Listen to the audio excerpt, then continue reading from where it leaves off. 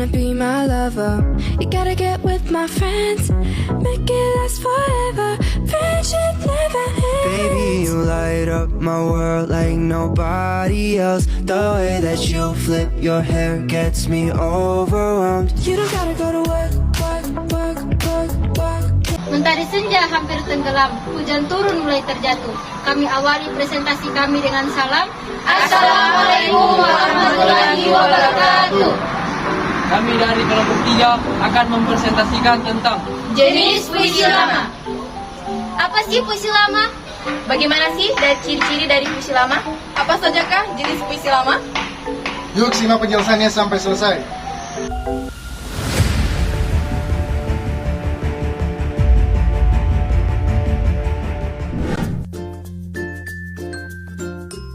Perkenalkan, nama saya Ahmad Nursada dengan NIM A1112208. Baik, di sini saya akan menjelaskan tentang pengertian dari puisi lama, jenis-jenis puisi lama, dan ciri-ciri puisi lama. Yang pertama, puisi lama adalah karya sastra di masa lampau yang memiliki ciri dan keindahannya tersendiri. Puisi lama juga sangatlah unik dan berbeda dengan puisi pada umumnya. Perbedaannya terletak pada pola pikir masyarakat di zaman dahulu yang masih menerapkan watak, sikap, dan istiadat lama. Adapun ciri-ciri puisi lama itu yang pertama anonim, yang berarti tidak diketahui siapa pengerangnya. Yang kedua ada dari mulut ke mulut. Yang ketiga ada masih terkait dengan adanya aturan yang di dalamnya ada dalam setiap baris dan bait dan masih terkait dalam rima. Adapun jenis-jenis dari puisi lama yaitu pantun, mantra, karmina, talibun, syair, gurindam, dan seloka. Perkenalkan, nama saya Gita Rahayu dengan NIM A1122047. Saya di sini akan mempresentasikan pengertian dari pidato, ciri-ciri pidato, dan satu contoh dari pantun. Pantun merupakan jenis puisi lama yang terkenal di Nusantara. Dalam bahasa Jawa, pantun dikenal dengan sebutan karikan, dan dalam bahasa Sunda, pantun dikenal juga dengan sebutan paparikan. Sedangkan dalam bahasa Batak, pantun dikenal sebagai umpasa. Ciri-ciri pantun yang pertama, pantun di tiap baitnya memiliki 4 baris. Yang kedua, pantun berkosakata 8-12. Yang ketiga, pantun memiliki makna. Yang keempat, pantun bersajak atau berirama ABAB. Saya membacakan satu contoh dari pantun. Pagi hari makan buah delima, dibagi sampai piring kelima. Menjadi anak jangan durhaka supaya hidup selalu bahagia. Sekian penjelasan dari saya. Selanjutnya mantra akan dibacakan oleh teman saya Tri Mualifatul Jannah. Sekian dan perkenalkan, nama saya Tri Mualifatul Jannah dengan NIM A111220003. Di sini saya akan menjelaskan tentang mantra. Mantra adalah sekumpulan kata yang dipercayai mempunyai kekuatan mistis atau gaib. Mantra juga termasuk ke dalam puisi lama atau tua yang masyarakat Melayu anggap bukan sebagai karya sastra, tetapi berhubungan dengan kepercayaan dan adat istiadat.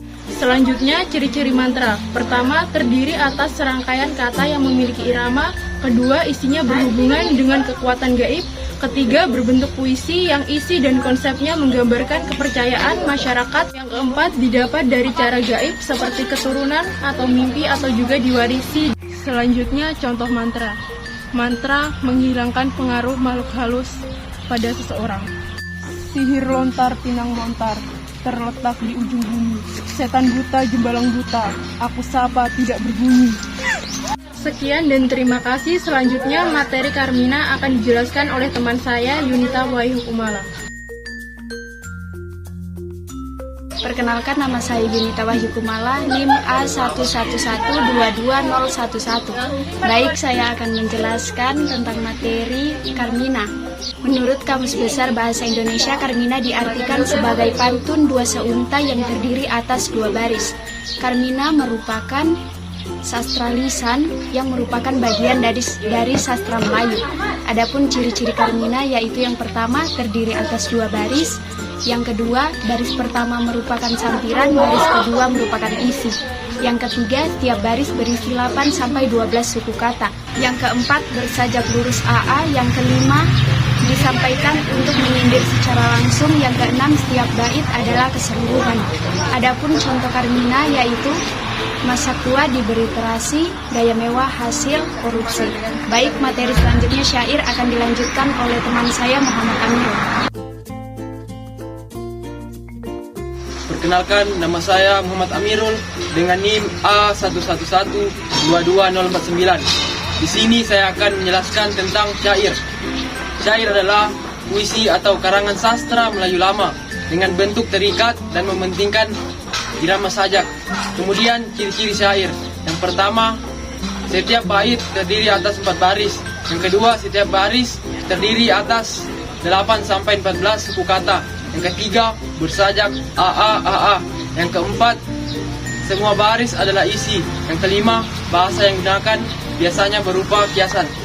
Kemudian contoh syair. Yang pertama, uang dapat dicari, harta dapat dibeli. Jika hatimu tak terarah lagi, kemanakah kau akan melangkah pergi? Kemudian pada contoh yang kedua, sabar bukanlah hal yang mudah, bersyukur adalah hal yang indah. Jika kau kehilangan arah, maka cepatlah kau kembali ke rumah. Demikian paparan dari saya mengenai syair. Kemudian akan dilanjutkan oleh teman saya, Nufatul Tasya. Sekian dan terima kasih. Perkenalkan, nama saya Nufatul Tasya, NIM A11122020. Baik, di sini saya akan mempresentasikan mengenai pengertian gurindam, ciri-ciri beserta contohnya.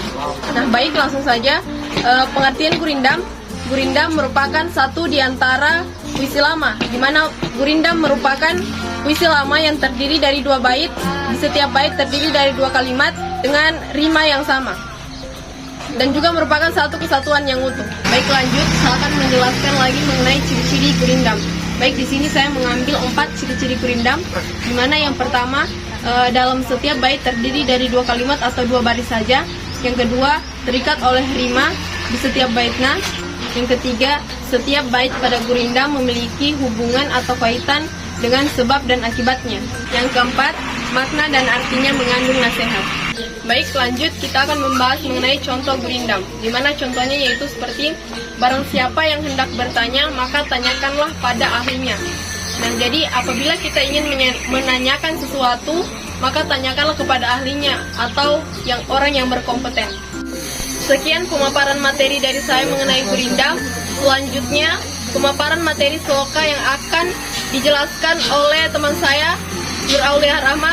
Sekian, terima kasih. Bismillahirrahmanirrahim. Perkenalkan, nama saya Nur Aulia Rahma dengan NIM A11122050. Di sini saya akan menjelaskan tentang seloka.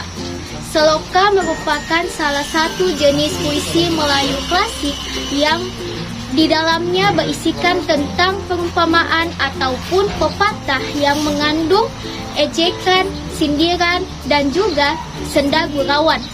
Nah, seloka ini berasal dari bahasa Sanskerta, yaitu sloka. Sedangkan dalam bahasa Melayu, seloka ini disebut selorok. Nah, seloka ini pada umumnya ditulis dalam 4 baris.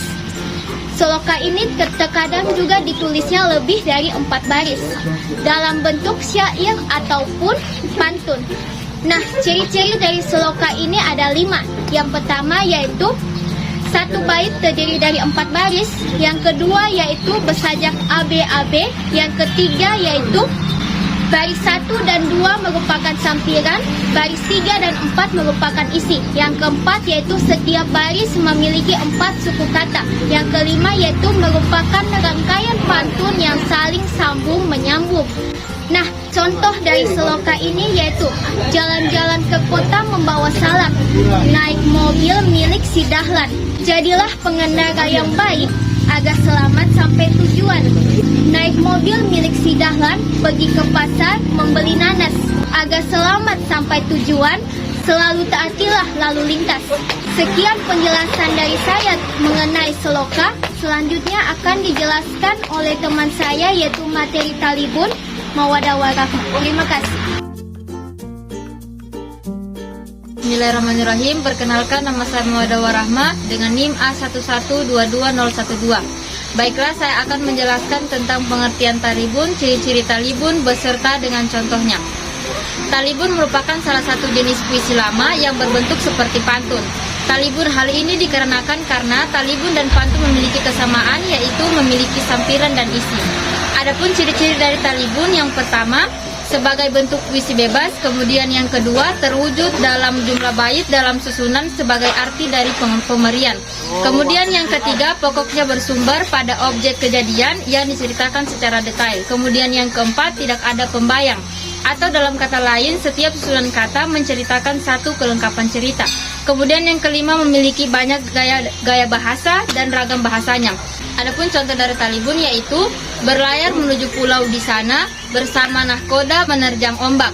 Agar meraih gelar sarjana, belajarlah dengan giat dan seksama. Mungkin hanya itu saja yang dapat saya paparkan dari pengertian talibun, ciri-ciri talibun, dan contoh dari talibun. Demikian penjelasan dari teman-teman saya dari kelompok 3. Sekian presentasi dari kelompok kami. Sebelum ditutup, kami ada sebuah pantun buat penonton. Badan gemuk banyak lemak, kalau lebaran buat ketupat. Terima kasih sudah menyimak, semoga presentasi ini bermanfaat.